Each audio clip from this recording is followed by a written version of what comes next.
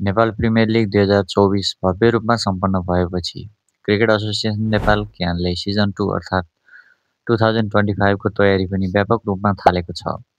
Ground सजाउनेदेखि रङरोगन, toilet बाथरुमको लागि सबै तयारी गरिरहेको छ।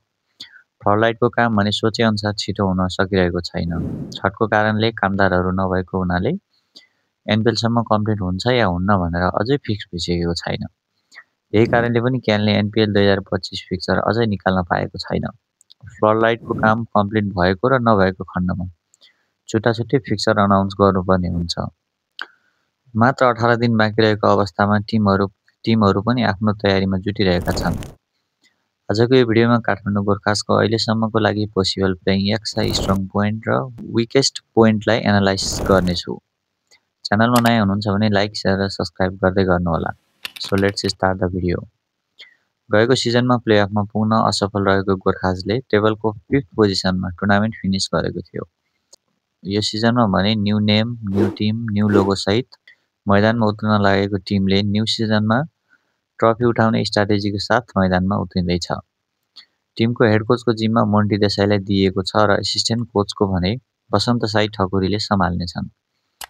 Mini auction plus retain player 2024 मार्फत आफ्नो 10 प्लेयर कन्फर्म गरेको गोर्खासको टिममा करण केसी, साहब आलम, भीम सार्की, रसिद खान, दिपेश कौडेल, प्रतीक श्रेष्ठलाई रिटेन गरेको टिमले अक्सन मार्फत सन्तोष यादव, आदिल आलम, तुलबहादुर थापा मगर, आकाश त्रिपाठी जस्ता खेलाडी भित्राएको थियो।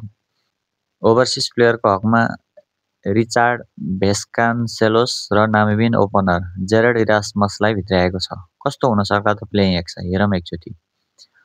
सो ओपनिङमा आउनेछन् जेराड इरास्मस, उनलाई साथ दिनेछन् आकाश त्रिपाठीले। थर्डमा हुन सक्छन् भीम सार्की, जसले पावर हिटर भन्दा पनि सिंगल डबलको मद्दतले इनिङलाई बढाउन हेल्प गर्नेछन्।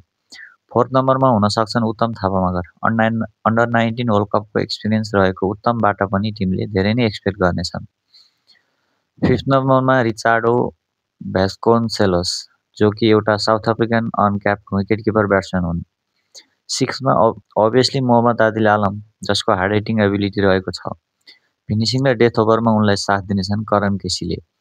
उनको पावर हिटिङले टिम टोटल इन्क्रिज हुनमा पनि विश्वास गर्न सकिन्छ।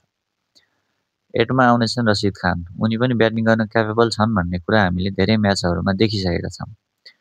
9मा हुनेछन् सन्तोष यादव, 10मा साहब आलम, 11मा दिपेश कौडेल वा तुलबहादुर थापालाई चान्स दिन सक्छ। बोलिङको कुरा गर्दा फास्ट बोलिङ अप्सनमा आदिल आलम, करण केसी, रसिद खानले सम्हाल्नेछन् भने स्पिन अट्याकको जिम्मा साहब आलम, दिपेश कौडेल, सन्तोष यादव, तुलबहादुर थापाले लिनेछन्।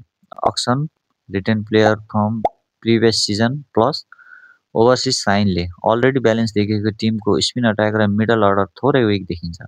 अहिलेसम्मको कन्डिसनमा एउटा प्रोपर लेग स्पिनर वा अफ स्पिनर र एउटा मिडल अर्डर ब्याट्सम्यान भएको खण्डमा ओभरसिज प्लेयरको 4वटा कोटा फुलफिल हुनेछ र काठमाडौँ गोर्खासको टिम पर्फेक्ट हुने देखिन्छ।